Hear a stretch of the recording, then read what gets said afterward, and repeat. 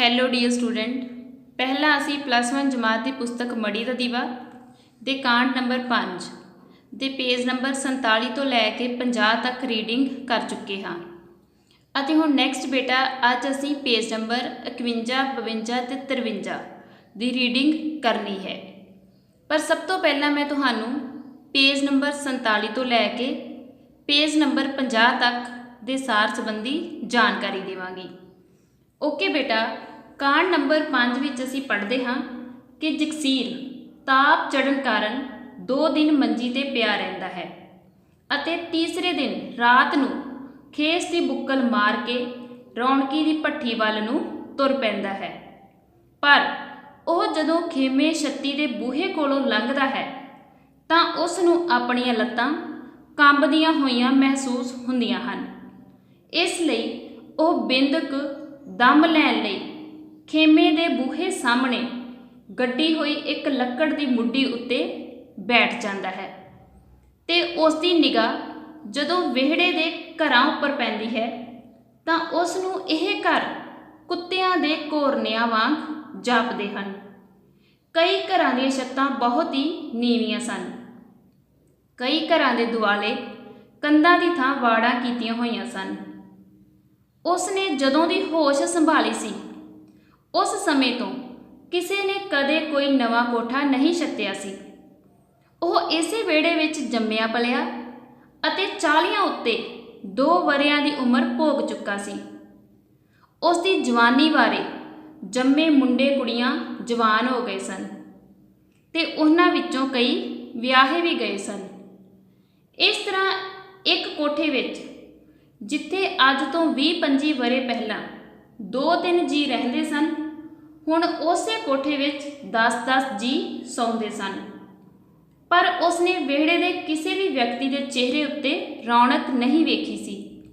ਜਦੋਂ ਕਿਤੇ ਵਿਆਹ ਸ਼ਾਦੀ ਹੁੰਦੀ ਸੀ ਤਾਂ 5-7 ਦਿਨ ਰੌਣਕਾਂ ਲੱਗ ਜਾਂਦੀਆਂ ਸਨ, ਜਿਵੇਂ ਖੜ ਸੁੱਕ ਰੁੱਖਾਂ ਨੂੰ ਚਾਣ ਚੱਕ ਪਏ ਤਕੜੇ ਮੀਂਹਾਂ ਨਾਲ ਟਾਵਾਂ ਕੋਈ ਪੱਤਾ ਫੁੱਟ ਆਉਂਦਾ ਹੈ। ਇਸ ਤਰ੍ਹਾਂ ਜਗਸੀਰ ਸੋਚਾਂ ਵਿੱਚ ਡੁੱਬੇ ਹੋਏ ਇਹ ਬੋਲ ਦੁਹਰਾਉਂਦਾ ਹੈ, ਬੰਦਿਆ ਤੇਰੀਆਂ 10 ਦੇਹੀਆਂ, ਇੱਕੋ ਗਈ ਵਿਹਾ 9 ਕਿੱਧਰ ਗਈਆਂ। ਤੇ ਇਹ ਬੋਲ ਬੋਲਦੇ ਹੋਏ ਉਸ ਨੂੰ ਆਪਣੇ ਵਿਹੜੇ ਦੇ ਇੱਕ ਬਜ਼ੁਰਗ ਲਾਲੂ ਦੀ ਯਾਦ ਆਉਂਦੀ ਹੈ, ਜਿਸ ਦੇ ਕੋਲੋਂ ਜਗਸੀਰ ਅਤੇ ਵਿਹੜੇ ਦੇ ਹੋਰ ਨਿਆਣੇ ਛੋਟੇ ਹੁੰਦਿਆਂ ਬਾਤਾਂ ਸੁਣਦੇ ਹੁੰਦੇ ਸਨ। ਉਸ ਦੇ 3 ਮੁੰਡੇ ਅਤੇ 3 ਕੁੜੀਆਂ ਸਨ। ਉਸ ਦੇ 2 ਮੁੰਡੇ ਡਾਕੂਆਂ ਨਾਲ ਰਲ ਗਏ ਸਨ ਤੇ 3 ਕੁੜੀਆਂ ਵੀ ਵਿਆਹੁਣ ਯੋਗ ਸਨ। ਇਸ ਲਈ ਭੈੜੀ ਔਲਾਦ ਤੇ ਘਰ ਦੇ ਫਿਕਰਾਂ ਨੇ ਲਾਲੂ ਨੂੰ 50-55 ਵਰ੍ਹਿਆਂ ਦੀ ਉਮਰ ਵਿੱਚ ਹੀ 17 ਸਾਲਾਂ ਦਾ ਬੁੱਢਾ ਕਰ ਦਿੱਤਾ ਸੀ ਅਤੇ ਉਹ ਆਪਣੀਆਂ ਧੀਆਂ ਨੂੰ ਦਾਜ ਦੇਣ ਲਈ ਫੂਹੀ ਕਰਕੇ ਜੋੜਦਾ ਹੋਇਆ ਇੱਕ ਦਿਨ ਚਾਣ ਚੱਕ ਮਰ ਗਿਆ ਅਤੇ ਹੁਣ ਉਸ ਦੀਆਂ 10 ਦੇਹੀਆਂ ਵਿੱਚੋਂ ਇੱਕ ਵੀ ਵਿਹਾਂਦੀ ਨਹੀਂ ਰਹੀ ਸੀ। ਇਹਨਾਂ ਸੋਚਾਂ ਤੋਂ ਬਾਹਰ ਨਿਕਲਦਿਆਂ ਜਗਸੀਰ ਲੱਕੜ ਦੀ ਮੁੱਢੀ ਤੋਂ ਉੱਠ ਕੇ ਰੌਣਕੀ ਦੀ ਕੋਠੜੀ ਵੱਲ ਤੁਰ ਪੈਂਦਾ ਹੈ ਤੇ ਉਸ ਨੂੰ ਯਾਦ ਆਉਂਦਾ ਹੈ ਕਿ ਰੌਣਕੀ ਦੀ ਪਤਨੀ ਸੰਤੋ ਜਦੋਂ ਦੀ ਕਿਸੇ ਨਾਲ ਨਿਕਲ ਗਈ ਸੀ ਉਸ ਸਮੇਂ ਤੋਂ ਰੌਣਕੀ ਅਤੇ ਜਗਸੀਰ ਵਿੱਚ ਮੋਹ ਬਹੁਤ ਵੱਧ ਗਿਆ ਸੀ। ਸੰਤੋ ਅਤੇ ਰੌਣਕੀ ਦੇ ਵਿਆਹ ਨੂੰ 15 ਵਰ੍ਹੇ ਹੋ ਗਏ ਸਨ, ਪਰ ਸੰਤੋ ਦੀ ਕੁੱਖ ਹਰੀ ਨਹੀਂ ਹੋਈ ਸੀ। ਇਸ ਲਈ ਉਹ ਦੋਵੇਂ ਪਤੀ ਪਤਨੀ ਦੂਸਰੇ ਬੱਚਿਆਂ ਵਿੱਚ ਹੀ ਆਪਣੇ ਬੱਚਿਆਂ ਵਾਲਾ ਮੋਹ ਭਾਲ ਲੈਂਦੇ ਸਨ। ਰੌਣਕੀ ਨੇ ਹਮੇਸ਼ਾ ਹੀ ਸੰਤੋ ਦਾ ਗੋਲਪੁਣਾ ਕੀਤਾ ਸੀ, ਪਰ ਫਿਰ ਵੀ ਸੰਤੋ ਦੇ ਘਰੋਂ ਜਾਣ ਦੀ ਗੱਲ ਕਿਸੇ ਨੂੰ ਸਮਝ ਨਾ ਪਈ। ਸੋ ਇਸ ਤਰ੍ਹਾਂ ਜਗਸੀਰ ਜਦੋਂ ਰੌਣਕੀ ਦੀ ਕੋਠੜੀ ਪਹੁੰਚ ਜਾਂਦਾ ਹੈ ਤਾਂ ਰੌਣਕੀ ਨੂੰ ਦੱਸਦਾ ਹੈ ਕਿ ਉਸ ਨੂੰ 2 ਦਿਨ ਤੋਂ ਤਾਪ ਚੜ੍ਹਿਆ ਹੋਇਆ ਸੀ। ਓਕੇ ਬੇਟਾ, ਇੱਥੇ ਤੱਕ ਸਾਡੀ ਰੀਡਿੰਗ ਪਹਿਲੇ ਕੰਪਲੀਟ ਹੋਈ ਹੈ। ਹੁਣ ਅਸੀਂ ਨੈਕਸਟ ਪੇਜ ਨੰਬਰ 51 ਤੋਂ ਰੀਡਿੰਗ ਸ਼ੁਰੂ ਕਰਨੀ ਹੈ।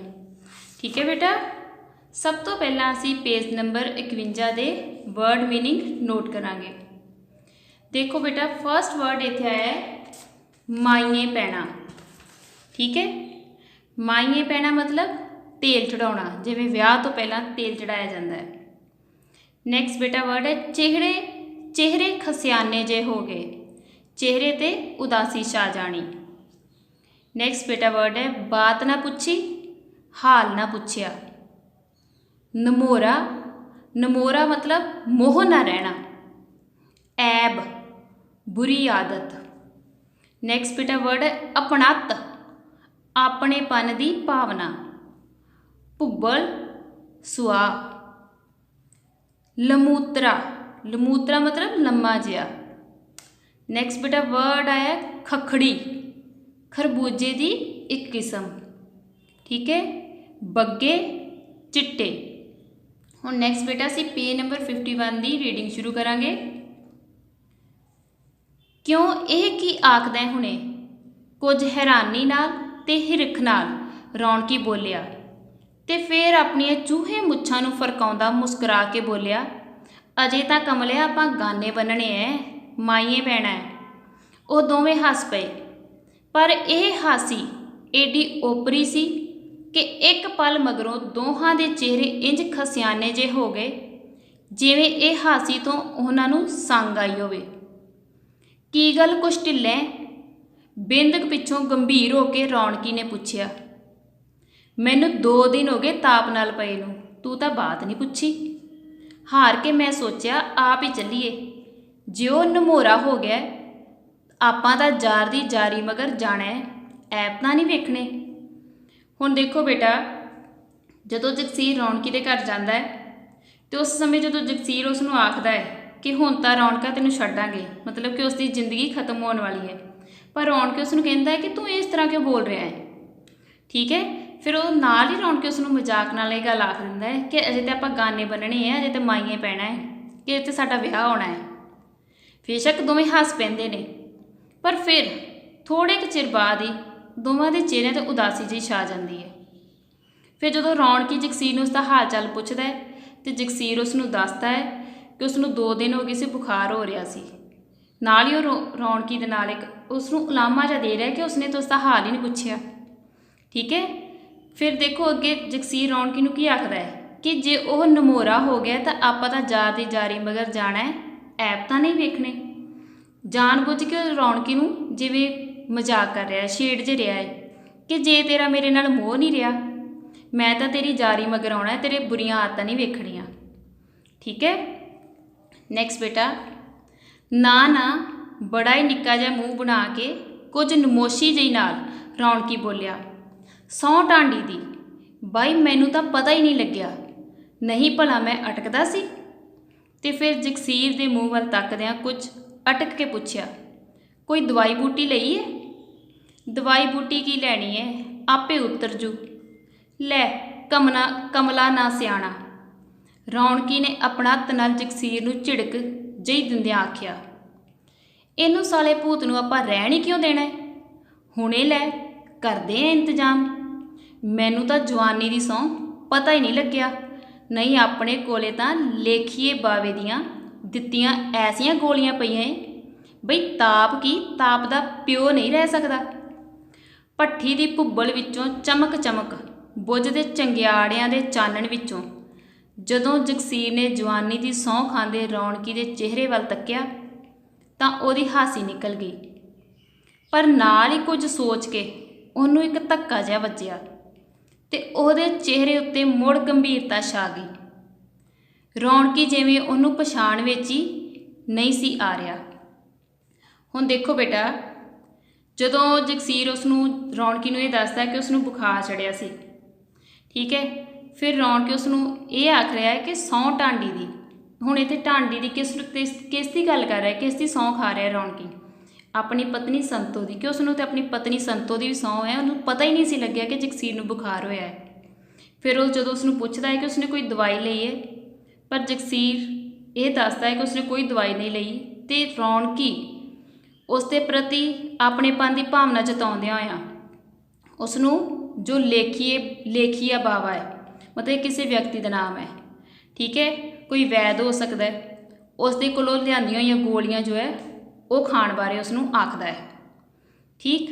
ਤੇ ਨਾਲ ਹੀ ਜਦੋਂ ਉਹ ਵੀ ਇਹ ਵੀ ਗੱਲ ਆਖ ਰਿਹਾ ਸੀ ਰੌਣਕੀ, ਮੈਨੂੰ ਤਾਂ ਜਵਾਨੀ ਦੀ ਸਹੁੰ ਪਤਾ ਨਹੀਂ ਲੱਗਿਆ।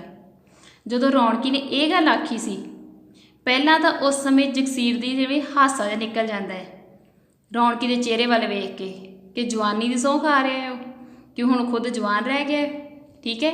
ਪਰ ਫਿਰ ਉਹਨੂੰ ਇੱਕ ਧੱਕਾ ਜਿਹਾ ਵੱਜਦਾ ਹੈ। ਕਿਉਂ ਧੱਕਾ ਜਿਹਾ ਵੱਜਦਾ ਹੈ? ਕਿਉਂਕਿ ਜਦੋਂ ਰੌਣਕੀ ਦੇ ਚਿਹਰੇ ਵੱਲ ਵੇਖਦਾ ਹੈ ਤੇ ਉਸ ਨੂੰ ਇਸ ਤਰ੍ਹਾਂ ਲੱਗ ਰਿਹਾ ਸੀ ਕਿ ਜਿਵੇਂ ਉਹ ਪਹਿਲਾਂ ਵਾਲਾ ਰੌਣਕੀ ਹੈ ਹੀ ਨਹੀਂ ਸੀ, ਠੀਕ ਹੈ। ਹੁਣ ਇਹਦਾ ਕੀ ਕਾਰਨ ਸੀ?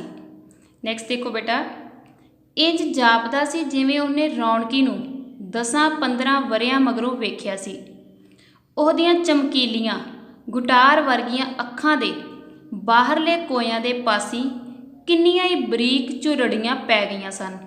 ਵਰਾਸ਼ਾਂ ਤੋਂ ਲੈ ਕੇ ਨੱਕ ਦੇ ਦੋਹਾਂ ਪਾਸਿਆਂ ਤਾਈਂ 2 ਡੂੰਘੀਆਂ ਲੀਕਾਂ ਨੇ ਉਹਦਾ ਨਮੂਤਰਾ ਤੇ ਨਿੱਕਾ ਚਿਹਰਾ ਪਲੀ ਖੱਖੜੀ ਵਾਂਗ ਚਿਪਕਾ ਦਿੱਤਾ ਸੀ।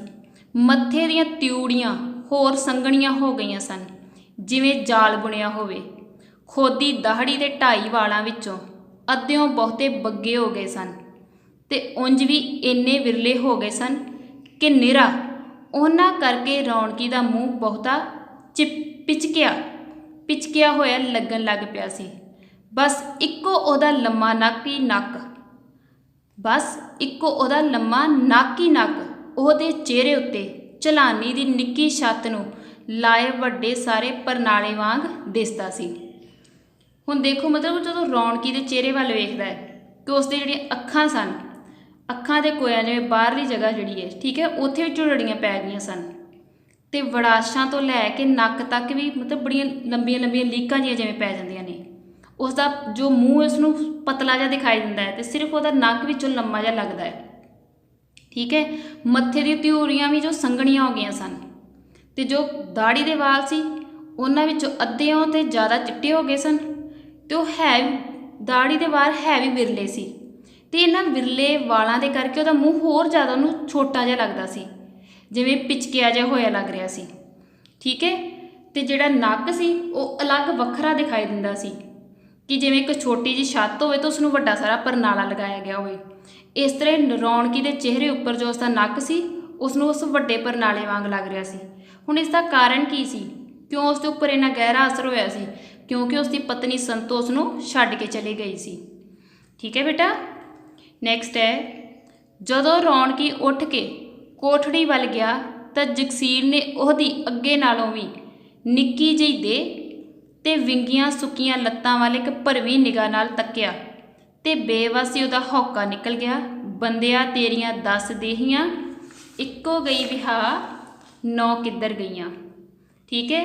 ਮਤਲਬ ਫਿਰ ਜਦੋਂ ਰੌਣਕੀ ਵੱਲ ਵੀ ਤੱਕਦਾ ਹੈ ਤੇ ਉਸਦੀ ਪਹਿਲਾਂ ਨਾਲੋਂ ਦੇਹ ਜੋ ਕਮਜ਼ੋਰ ਹੋ ਗਈ ਸੀ, ਉਸਦੀਆਂ ਲੱਤਾਂ ਵੀ ਸੁੱਕ ਗਈਆਂ ਸਨ ਤੇ ਫਿਰ ਜਿਹੜੇ ਬੋਲ ਉਸਨੂੰ ਬੋਲਦਿਆਂ ਲਾਲੂ ਦੀ ਯਾਦ ਆਈ ਸੀ, ਆਪਣੇ ਵਿਹੜੇ ਦੇ ਇੱਕ ਬਜ਼ੁਰਗ ਲਾਲੂ ਦੀ ਯਾਦ ਆਈ ਸੀ, ਉਹ ਬੋਲ ਫਿਰ ਦੁਹਰਾ ਰਿਹਾ ਕਿ ਬੰਦਿਆ ਤੇਰੀਆਂ 10 ਦੇਹੀਆਂ, ਇੱਕੋ ਗਈ ਵਿਹਾ 9 ਕਿੱਧਰ ਗਈਆਂ, ਕਿ ਉਹਨਾਂ 10 ਦੇਹੀਆਂ ਵਿੱਚੋਂ ਤੇਰੇ ਨਾਲ ਇੱਕੋ ਹੀ ਜਾਣੀ ਹੈ, ਜੋ ਤੇਰੇ 9 ਦਰਵਾਜ਼ੇ ਨੇ ਉਹ ਸੜ ਕੇ ਸਵਾਹ ਹੋ ਜਾਣੇ ਨੇ, ਸਿਰਫ ਪਰਮਾਤਮਾ ਦਾ ਨਾਮ ਹੀ, ਪਰਮਾਤਮਾ ਦਾ ਨਾਮ ਜੋ ਉਹੀ ਤੇਰੇ ਨਾਲ ਜਾਣਾ ਹੈ, ਠੀਕ ਹੈ ਬੇਟਾ।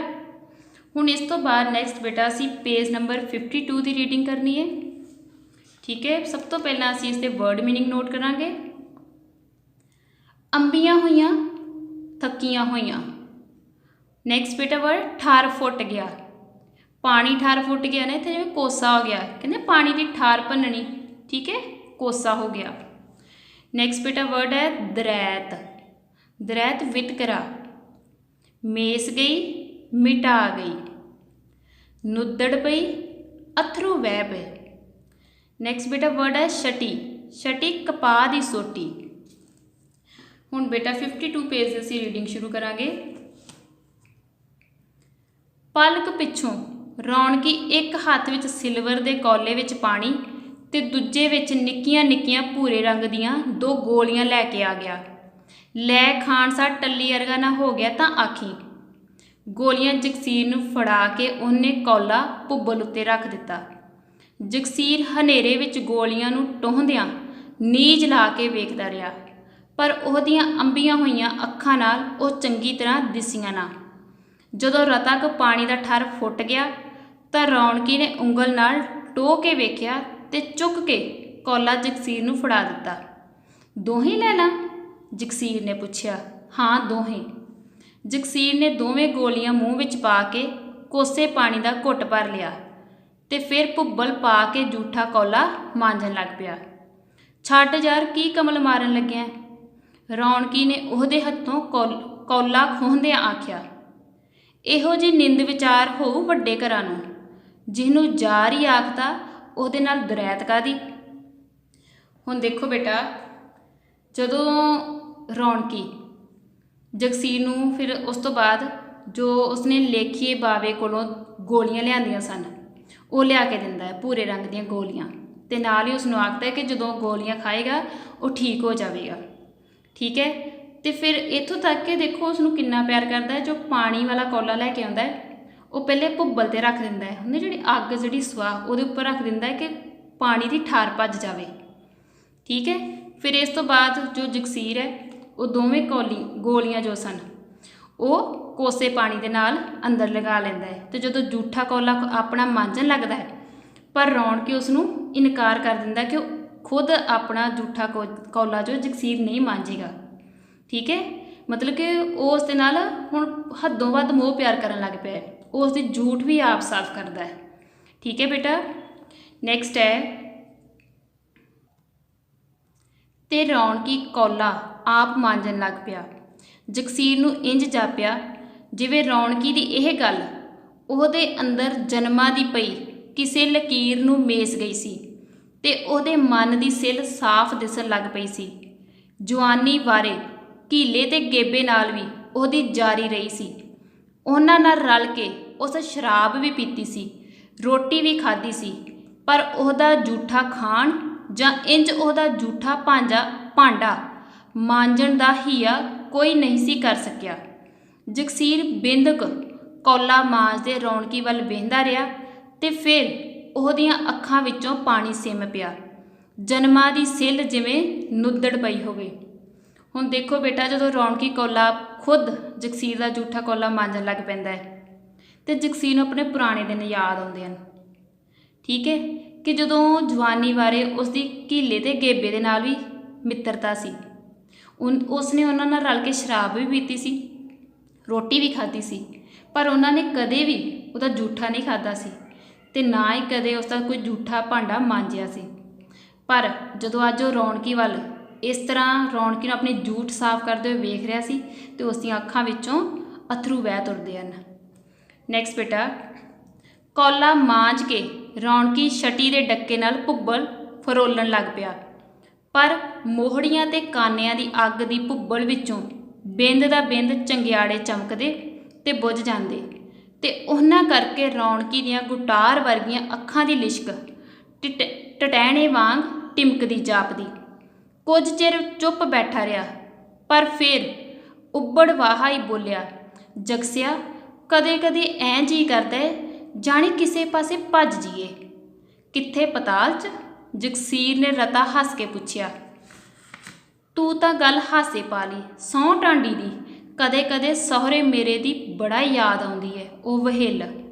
ਰੌਣਕੀ ਦੇ ਹੁਣੇ ਹੁਣੇ ਫਰੋਲੀ ਭੁੱਬਲ ਦੇ ਚੰਗਿਆੜਿਆਂ ਦੇ ਚਾਨਣ ਵਿੱਚ ਜਦੋਂ ਜਗਸੀਰ ਨੇ ਵੇਖਿਆ ਤਾਂ ਉਹਨੂੰ ਰੌਣਕੀ ਦੇ ਸ਼ਬਦਾਂ ਦਾ ਸਾਰਾ ਭਾਵ ਪ੍ਰਤੱਖ ਉਹਨਾਂ ਵਿੱਚੋਂ ਲਿਸ਼ਕਦਾ ਦਿਸਿਆ। ਏਡੇ ਨਿੰਮੇ ਚਾਨਣ ਵਿੱਚ ਵੀ ਜਗਸੀਰ ਨੂੰ ਰੌਣਕੀ ਦੀਆਂ ਅੱਖਾਂ ਦੇ ਬਾਹਰਲੇ ਕੋਇਆਂ ਦੁਆਲੇ ਪਈਆਂ ਬਰੀਕ ਝੁਰੜੀਆਂ ਦੇ ਡੂੰਘ ਤੇ ਉਹਦੀਆਂ ਚੂਹੇ ਮੁੱਛਾਂ ਦੀ ਕੰਬਣੀ ਦਿਸ ਪਈ। ਜਗਸੀਰ ਉਹਦੇ ਚਿਹਰੇ ਦੇ ਇਸ ਗੰਭੀਰ ਪ੍ਰਭਾਵ ਦੇ ਨੈਕਸਟ ਬੇਟਾ 2 ਲਾਈਨਾਂ 53 ਪੇਜ 'ਤੇ ਨੇ ਅਸਰ ਤੋਂ ਬਚ ਨਾ ਸਕਿਆ ਤੇ ਨਾਲ ਦੀ ਨਾਲ ਉਹਦੇ ਬੁੱਲਾਂ 'ਤੇ ਆਈ ਹਾਸੀ ਅਲੋਪ ਹੋ ਗਈ। ਸਿਰ ਨੀਵਾਂ ਕਰਕੇ ਉਹ ਵੀ ਡੱਕੇ ਨਾਲ ਭੁੱਬਲ ਫਰੋਲਣ ਲੱਗ ਪਿਆ। ਹੁਣ ਦੇਖੋ ਬੇਟਾ, ਜਦੋਂ ਕੌਲਾ ਮਾਂਜ ਲੈਂਦਾ ਰੌਣਕੀ ਅਤੇ ਛਟੀ ਜਿਵੇਂ ਕਪਾਹ ਦੀ ਸੋਟੀ ਉਹਦੇ ਨਾਲ ਭੁੱਬਲ ਸਵਾਜ ਉਸ ਨੂੰ ਫਰੋਲਣ ਲੱਗ ਪੈਂਦਾ ਹੈ। ਠੀਕ ਹੈ, ਅਤੇ ਉਹ ਮੋੜੀਆਂ ਅਤੇ ਕਾਨਿਆਂ ਦੇ ਅੱਗ ਸੀ ਅਤੇ ਉਹਦੇ ਵਿੱਚੋਂ ਕਦੀ ਚੰਗਿਆੜੇ ਚਮਕਣ ਲੱਗ ਪੈਂਦੇ ਸੀ, ਕਦੀ ਝਾਟੀ ਬੁੱਝ ਜਾਂਦੀ ਸੀ। ਠੀਕ, ਫਿਰ ਉਸ ਸਮੇਂ ਰੌਣਕੀ ਜਗਸੀਰ ਨੂੰ ਕਹਿੰਦਾ ਕਿ ਮੇਰਾ ਕਦੀ ਕਦੀ ਦਿਲ ਕਰਦਾ ਮੈਂ ਕਿਤੇ ਚਲਾ ਜਾਵਾਂ, ਪਰ ਜਗਸੀਰ ਜਾਣਬੁੱਝ ਕੇ ਹਾਸੇ ਵਿੱਚ ਗੱਲ ਪਾ ਦਿੰਦਾ ਕਿ ਕਿੱਥੇ ਜਾਣਾ ਹੈ, ਹੁਣ ਅਸੀਂ ਪਤਾਲ 'ਚ ਜਾਣਾ ਹੈ। ਫਿਰ ਰੌਣਕੀ ਬੜਾ ਗੰਭੀਰ ਹੋ ਜਾਂਦਾ ਹੈ। ਤੂੰ ਕਹਿੰਦਾ ਜਗਸੀਰ ਨੂੰ ਆਖਦਾ ਤੂੰ ਤੇ ਗੱਲ ਹਾਸੇ 'ਚ ਪਾ ਲਈ ਹੈ। ਫਿਰ ਸੰਤੋ ਦੀ ਗੱਲ ਕਰਦਾ ਹੈ ਕਿ ਉਹ ਸੱਚੀ ਉਸ ਨੂੰ ਅਜੇ ਵੀ ਬਹੁਤ ਯਾਦ ਆਉਂਦੀ ਹੈ। ਅਤੇ ਜਦੋਂ ਜਗਸੀਰ ਰੌਣਕੀ ਦੇ ਮੂੰਹੋਂ ਇਹ ਸ਼ਬਦ ਸੁਣਦਾ ਹੈ ਤਾਂ ਉਸਨੂੰ ਜੋ ਰੌਣਕੀ ਦੇ ਜੋ ਮਨ ਦੇ ਭਾਵ ਸਨ ਉਹ ਸਪਸ਼ਟ ਹੋ ਜਾਂਦੇ ਹਨ। ਹੁਣ ਦੇਖੋ, ਉਹ ਜੋ ਚੰਗਿਆੜਿਆਂ ਦਾ ਚਾਨਣ ਸੀ, ਭੁੱਬਲ ਦਾ ਜੋ ਚਾਨਣ ਸੀ, ਉਸ ਦੇ ਵਿੱਚੋਂ ਹੀ ਜਗਸੀਰ ਨੂੰ ਉਹਦੀਆਂ ਚੂਹੇ ਮੁੱਛਾਂ ਦੀ ਕੰਬਣੀ ਦਿਸਦੀ ਹੈ ਰੌਣਕੀ ਦੀ, ਕਿ ਉਹਦਾ ਜਿਵੇਂ ਮਨ ਜੋ ਸੀ ਭਰਿਆ ਹੋਇਆ ਸੀ ਰੌਣਕੀ ਦਾ। ਠੀਕ ਹੈ, ਅਤੇ ਜਦੋਂ ਉਸ ਦੇ ਭਰੀ ਹੋਏ ਮਨ ਦੇ ਨਾਲ ਇਹ ਗੱਲ ਸੁਣਦਾ ਹੈ ਅਤੇ ਜਗਸੀਰ ਦੇ ਉੱਪਰ ਜਿਹੜੇ ਉਸ ਦੇ ਬੁੱਲ੍ਹਾਂ 'ਤੇ ਹਾਸੀ ਜਿਹੀ ਆਈ ਸੀ, ਜੋ ਉਸਨੇ ਉਸ ਨੂੰ ਮਜ਼ਾਕ ਕੀਤਾ ਸੀ, ਉਹ ਅਲੋਪ ਹੋ ਜਾਂਦਾ ਹੈ ਅਤੇ ਉਹ ਵੀ ਹੇਠਾਂ ਨੂੰ ਮੂੰਹ ਕਰਕੇ ਡੱਕੇ ਦੇ ਨਾਲ ਭੁੱਬਲ ਨੂੰ ਫੜੋਲਣ ਲੱਗ ਪੈਂਦਾ ਹੈ। ਸਵਾਹ ਵਿੱਚ ਜਿਵੇਂ ਉਹ ਸੋਟੀ ਜੋ ਹੈ ਮਾਰਨੀ ਸ਼ੁਰੂ ਕਰ ਦਿੰਦਾ ਹੈ। ਠੀਕ ਹੈ ਬੇਟਾ। ਹੁਣ ਨੈਕਸਟ ਬੇਟਾ ਪੇਜ ਨੰਬਰ 53 ਹੈ। ਪਹਿਲੇ ਅਸੀਂ ਇਸ ਦੇ ਵਰਡ ਮੀਨਿੰਗ ਨੋਟ ਕਰਾਂਗੇ। ਫਸਟ ਵਰਡ ਬੇਟਾ ਇੱਥੇ ਆ ਗਿਆ ਜਿਵੇਂ ਧੰਦ ਪਿੱਟਦਾ ਫਿਰਦਾ ਹੈ, ਕੰਮ ਕਰਦਾ ਫਿਰਦਾ ਹੈ। ਹੇਲਾ ਨਾ ਹੇਲੀ, ਕੋਈ ਧੀ ਨਾ ਪੁੱਤ। ਨੈਕਸਟ ਬੇਟਾ ਵਰਡ ਹੈ ਲੀਲਾ, ਖੇਡ। ਲੀਲੇ ਛੱਪਰ ਵਾਲੇ ਨੇ, ਇੱਥੇ ਕਿਹਨੂੰ ਕਿਹਾ ਗਿਆ ਲੀਲਾ ਛੱਪਰ ਵਾਲਾ? ਪਰਮਾਤਮਾ। ਖਹਿੜਾ ਨਹੀਂ ਛੱਡਦੀ, ਖਹਿੜਾ ਨਾ ਛੱਡਣਾ, ਪਿੱਛਾ ਨਾ ਛੱਡਣਾ। ਦਿਲ ਛੱਡਿਆ, ਹੌਸਲਾ ਹਾਰਨਾ। ਨੈਕਸਟ ਬੇਟਾ ਵਰਡ ਹੈ ਤਾੜ ਜ਼ਰੂਰ ਜਾਂਦਾ, ਤਾੜ ਜਾਣਾ ਸਮਝ ਜਾਂਦਾ। ਘੱਗੀ ਆਵਾਜ਼ ਵਿੱਚ, ਭਰੇ ਹੋਏ ਮਨ ਨਾਲ। ਨੈਕਸਟ ਬੇਟਾ ਵਰਡ ਹੈ ਨਿਉਂਦੇ, ਨਿਉਂਦੇ ਪਾਉਣਾ ਮਤਲਬ ਵਿਆਹ ਤੋਂ ਪਹਿਲਾਂ ਸ਼ਗਨ ਦੇ ਰੂਪ ਵਿੱਚ ਦਿੱਤੀ ਗਈ ਰਕਮ। ਨੈਕਸਟ ਬੇਟਾ ਵਰਡ ਹੈ ਸਲਾਮੀ, ਵਿਆਹ ਦੇ ਸਮੇਂ ਮੁੰਡੇ ਜਾਂ ਕੁੜੀ ਦੀ ਝੋਲੀ ਵਿੱਚ ਸ਼ਗਨ ਪਾਉਣਾ। ਓਕੇ ਬੇਟਾ। ਹੁਣ ਨੈਕਸਟ ਅਸੀਂ ਪੇਜ ਨੰਬਰ 53 ਦੀ ਰੀਡਿੰਗ ਕਰਾਂਗੇ। ਜਗਸਿਆ ਰੌਣਕੀ ਐਤਕੀ ਇੰਜ ਬੋਲਿਆ ਜਿਵੇਂ ਉਹਨੇ ਦੂਰ ਫਿਰਦੇ ਜਗਸੀਰ ਨੂੰ ਆਵਾਜ਼ ਮਾਰੀ ਹੋਵੇ। ਭਲਾ ਬੰਦਾ ਇਹ ਧੰਦ ਕਾਹਦੇ ਪਿੱਛੇ ਪਿੱਟਦਾ ਫਿਰਦਾ ਹੈ? ਤੂੰ ਸੋਚ ਨਾ, ਮੇਰਾ ਹੇਲਾ ਨਾ ਹੇਲੀ, ਕੱਲੀ ਜਾਨ ਦੀ ਜਾਨ ਹੈ, ਉਹ ਵੀ ਛੱਡ ਕੇ ਉੱਠ ਗਈ। ਜੇ ਅੱਜ ਮਰ ਜਾ ਤਾਂ ਕੋਈ ਫੂਕੜ ਵਾਲਾ ਨਹੀਂ, ਉਹ ਵੀ ਮੇਰੇ ਬਿਨਾਂ ਕੋਈ ਦੁਨੀਆ ਸੁੰਨੀ ਨਹੀਂ ਹੋ ਚੱਲੀ। ਮੇਰੇ ਅਰਗੇ 100 ਕੀੜੇ ਪਤੰਗੇ ਆਥਣ ਨੂੰ ਮਰਦੇ ਐ, ਆਪਾਂ ਕੀੜੇ ਪਤੰਗਿਆਂ ਅਰਗੇ ਹੀ ਐ, ਹੋਰ ਕੋਈ ਬੰਦਿਆਂ 'ਚ ਸ਼ਾਮਲ ਥੋੜ੍ਹੇ ਐ। ਪਰ ਮਰਨ ਨੂੰ ਅਜੇ ਵੀ ਜੀ ਨਹੀਂ ਕਰਦਾ। ਕੋਈ ਪਤਾ ਨਹੀਂ ਲੱਗਦਾ ਕੀ ਲੀਲਾ ਰਚੀ ਹੈ ਉਸ ਲੀਲੇ ਛੱਪਰ ਵਾਲੇ ਨੇ। ਗੱਲ ਮੁਕਾਉਂਦਿਆਂ ਰੌਣਕੀ ਨੇ ਲੰਮਾ ਸਾਹ ਖਿੱਚ ਕੇ ਹੌਲੀ ਹੌਲੀ ਇੰਜ ਛੱਡਿਆ ਜਿਵੇਂ ਅੰਦਰ ਇਕੱਠੇ ਹੋਏ ਇਹਨਾਂ ਵਿਚਾਰਾਂ ਨੂੰ ਇਹਦੇ ਨਾਲ ਹੀ ਕੱਢਣਾ ਚਾਹੁੰਦਾ ਹੋਵੇ। ਉਹ ਬਿੰਦ ਕੁ ਚੁੱਪ ਬੈਠਾ ਰਿਹਾ, ਪਰ ਫਿਰ ਜਗਸੀਰ ਦਾ ਜਵਾਬ ਉਡੀਕੇ ਬਿਨਾਂ ਹੀ ਬੋਲਣ ਲੱਗ ਪਿਆ। 2 ਵਰ੍ਹੇ ਹੋ ਚੱਲੇ ਉਹਨੂੰ ਗਈ ਨੂੰ, ਅੰਦਰੋਂ ਕੰਜਰ ਦੀ ਅਜੇ ਵੀ ਨਹੀਂ ਨਿਕਲਦੀ। ਰਾਤ ਨੂੰ ਸੁਪਨਿਆਂ 'ਚ ਖਹਿੜਾ ਨਹੀਂ ਛੱਡਦੀ। ਜਾਗਦੇ ਨੂੰ ਐਂ ਭੁਲੇਖੇ ਪਈ ਜਾਂਦੇ ਐ ਬਈ ਬਸ ਹੁਣ ਆਈ, ਬਿੰਦੇ ਆਈ, ਐਂ ਆਊ ਕੇਰਾਂ ਝੋਟੇ ਵਾਂਗੂ ਫੈਂ ਫੈਂ ਕਰਦੀ, ਤੇ ਆਉਣ ਸਾਰ ਸਿੰਗਾਂ 'ਤੇ ਚੱਕ ਲੂ ਤੇ ਲਲਕਾਰਾ ਮਾਰ ਕੇ ਆਖੂ, ਜਾਏ ਖਾਣਿਆ ਜਾਂਦੂਆ, ਅੱਜ ਬਾਲਣ ਨੂੰ ਨਹੀਂ ਜਾਣਾ, ਭੱਠੀ 'ਚ ਤੇਰਾ ਸਿਰ ਲਾਊਂ। ਜਗਸਿਆ ਸਹੁੰ ਗਊ ਦੀ, ਤੇ ਅਗਾਂਹ ਉਹ ਤੋਂ ਨਾ ਬੋਲਿਆ ਗਿਆ। ਉਹਦੀ ਭੁੱਬ ਨਿਕਲ ਗਈ। ਜਗਸੀਰ ਨੇ ਉਹਦੀਆਂ ਅੱਖਾਂ ਵਿੱਚੋਂ ਤ੍ਰਿਪਦੇ ਹੰਝੂ ਭੁੱਬਲ ਵਿੱਚ ਮੋਟੀਆਂ ਕਣੀਆਂ ਵਾਂਗ ਡਿੱਗਦੇ ਵੇਖੇ, ਤੇ ਉਹਦਾ ਮਨ ਵੀ ਭਰ ਆਇਆ। ਹੁਣ ਦੇਖੋ ਬੇਟਾ, ਪਹਿਲੇ ਇੱਥੇ ਜਗਸੀਰ ਜਦੋਂ ਰੌਣਕੀ ਜਦੋਂ ਜਗਸੀਰ ਨੂੰ ਆਵਾਜ਼ ਮਾਰਦਾ ਹੈ, ਤੇ ਇੰਜ ਲੱਗਦਾ ਕਿਤੇ ਬਹੁਤ ਦੂਰ ਬੈਠਾ ਜਗਸੀਰ ਤੇ ਇਸ ਤਰ੍ਹਾਂ ਆਵਾਜ਼ ਮਾਰ ਰਿਹਾ ਹੈ, ਮਤਲਬ ਅਚਾਨਕ ਬੜੀ ਉੱਚੀ ਬੋਲਦਾ ਹੈ। ਫਿਰ ਕੀ ਕਹਿ ਰਿਹਾ ਹੈ ਕਿ ਇਨਸਾਨ ਇਹ ਕੰਮ ਕਾਹਦੇ ਪਿੱਛੇ ਕਰਦਾ ਫਿਰਦਾ ਹੈ। ਠੀਕ ਹੈ, ਫਿਰ ਆਪਣੇ ਬਾਰੇ ਗੱਲ ਕਰ ਰਿਹਾ ਹੈ। ਜਗਸੀਰ ਨੂੰ ਆਖ ਰਿਹਾ, ਤੂੰ ਸੋਚ, ਮੇਰਾ ਨਾ ਹੇਲਾ ਨਾ ਹੇਲੀ, ਕਿ ਮੇਰਾ ਕੋਈ ਧੀ ਪੁੱਤ ਵੀ ਨਹੀਂ ਹੈ, ਕੱਲੀ ਜਾਨ ਦੀ ਜਾਨ, ਮੈਂ ਇਕੱਲਾ ਹੀ ਹਾਂ। ਉਹ ਵੀ ਛੱਡ ਕੇ ਉੱਠ ਗਈ। ਕਿਹਦੀ ਗੱਲ ਕਰ ਰਿਹਾ? ਤੇ ਸੰਤੋ ਦੀ, ਕਿ ਉਹ ਵੀ ਛੱਡ ਕੇ ਚਲੀ ਗਈ ਉਸ ਨੂੰ। ਕਿਤੇ ਜੇ ਉਹ ਅੱਜ ਮਰ ਵੀ ਜਾਵੇਗਾ, ਰੌਣਕੀ ਆਪਣੇ ਬਾਰੇ ਕਹਿ ਰਿਹਾ ਹੈ, ਤੇ ਉਸ ਨੂੰ ਸਾੜਨ ਵਾਲਾ ਕੋਈ ਨਹੀਂ ਹੈ, ਫੂਕਣ ਵਾਲਾ ਕੋਈ ਨਹੀਂ ਹੈ, ਤੇ ਜੋ ਮਰ ਜਾਏਗਾ ਤੇ ਉਸ ਦੇ ਨਾਲ ਕਿਹੜੀ ਦੁਨੀਆ ਸੁੰਨੀ ਹੋ ਚੱਲੀ ਹੈ। ਠੀਕ ਹੈ, ਫਿਰ ਆਪਣੀ ਤੁਲਨਾ ਕਿਹਦੇ ਨਾਲ ਕਰ ਰਿਹਾ ਹੈ? ਕੀੜੇ ਮਕੌੜਿਆਂ ਦੇ ਨਾਲ। ਕਹਿੰਦਾ ਅਸੀਂ ਵੀ ਤਾਂ ਕੀੜੇ ਮਕੌੜਿਆਂ ਵਾਂਗ ਹੀ ਹਾਂ, ਜਿਹੜੇ ਹਰ ਰੋਜ਼ ਸ਼ਾਮ ਨੂੰ ਮਰਦੇ ਨੇ, ਤੇ ਉਹਨਾਂ ਨਾਲ ਕਿਹੜੀ ਦੁਨੀਆ ਸੁੰਨੀ ਹੋ ਜਾਂਦੀ ਹੈ। ਅਸੀਂ ਕੋਈ ਬੰਦਿਆਂ 'ਚ ਥੋੜ੍ਹੀ ਸ਼ਾਮਲ ਹਾਂ। ਪਰ ਫਿਰ ਕਿਹੜੀ ਗੱਲ ਕਹਿੰਦਾ, ਪਰ ਮਰਨ ਨੂੰ ਅਜੇ ਵੀ ਜੀਅ ਨਹੀਂ ਕਰਦਾ। ਇਹ ਸਿਰਫ ਪਰਮਾਤਮਾ ਦੀ ਇੱਕ ਲੀਲਾ ਹੀ ਹੈ ਕਿ ਇਨਸਾਨ ਚਾਹੇ ਕਿੰਨਾ ਖੁਦ ਕਹਿ ਲੈਂਦਾ ਹੈ कि मरना है, पर जदों मौत वेखदा है तो उस मौत नूं स्वीकार नहीं जिवें कर सकदा। मतलब उसके मन में एक हुंदा है कि वह अजे भी उसका दिल नहीं करता कि वह मरे, अजे भी जिउणा चाहुंदा है। ठीक है, फिर इसे तरह ही पहले तो रौनकी अपनी गल खत्म कर लैंदा है, तो फिर जदों जगसीर अजे जवाब नहीं दिंदा तो उसकी गल दा उत्तर उड़ीके बिना ही, जवाब उड़ीके बिना फिर बोलण लग पैंदा है कि किन्ने वरे हो गए ने संतो नूं गई नूं, 2 साल हो गए ने उसनूं छड्ड के गई नूं, पर कहंदा अजे भी उसका खैड़ा नहीं छड्डदी। सुपनिਆਂ ਵਿੱਚ भी उसनूं दिखाई दिंदी है, सुपने भी आउंदे ने उसते, भुलेखे पैंदे ने किते हुणे आ जाएगी हुणे आ जाएगी। तो फिर उसनूं उसे तरह ही जिवें पहले उसनूं गुस्से नाल आखदी सी कि बालन नूं नहीं जाना, भट्ठी 'च तेरा सिर लाऊं, इस तरह ही शब्द आखेगी आके। तो जदों ये गल आखदा है रौनकी, फिर विचारे कोलों अगे कुछ बोलिया नहीं जाता, तो उसदी भुब्ब निकल जाती है, रोन लग पैंदा है, तो उसदी अखां विचों हंझू जो वहिंदे हन वो भुब्बड़ विच डिगने शुरू हो जाते हैं। तो इस नूं वेख के जगसीर का भी मन भर आउंदा है। नैक्सट बेटा, ऐ दिल छड्डिਆਂ ਦਾ कुछ नहीं बनना रौनका, जगसीर ने उन्होंने दिलासा दिंदिਆਂ कहा, पर आप वो डोल गया सी। जगसिया बथेरा कड्डदा है, बथेरा कड्डदा है, अंदरों निकलदी नहीं, खैड़ा ही नहीं छड्डदी, मैं करां की। नियाणिਆਂ वांग हौके भरदिਆਂ रुक के रौनकी ने कहा, तो एक भुब्ब ਉਹਦੀ होर निकल गई। जगसीर कोल अगे भी रौनकी संतो दीयां गल्लां करदा हुंदा सी, पर अज वांग उहने कदे दिल नहीं सी छड्डिया। कदे कदे तां ਉਹ संतो दीयां पुराणियां गल्लां करके इंज हੱਸदा हुंदा जिवें ਉਹਦਾ संतो नाल कोई संबंध ही नहीं सी। पर उदों भी जगसीर ताड़ जरूर जांदा कि रौनकी दी ਇਹ ਹਾਸੀ किन्नी ਕੁ ਡੂੰਘੀ ते असली हुंदी सी, ते ਇਹਦੇ ਵਿੱਚ उदासी दा रला किन्ना ਕੁ हुंदा सी। रौनकी की यह हासोहीणी जी हालत कई बार जगसीर नूं उदास जरूर कर दिंदी, पर एडा गंभीर असर अगे उहदे मन उत्ते कदे नहीं सी पिया। हुण देखो बेटा, फिर जगसीर जदों रौनकी रोना शुरू कर दिंदा है, जगसीर उसनूं हौसला दिंदा है कि इस तरह दिल छड्डण नाल कुछ नहीं बनना। पर रौनकी विचारा कहता कि बहुत कोशिश करता है कि वह संतो नूं याद ना करे, पर कहता कि उसके मन चों निकलदी नहीं है।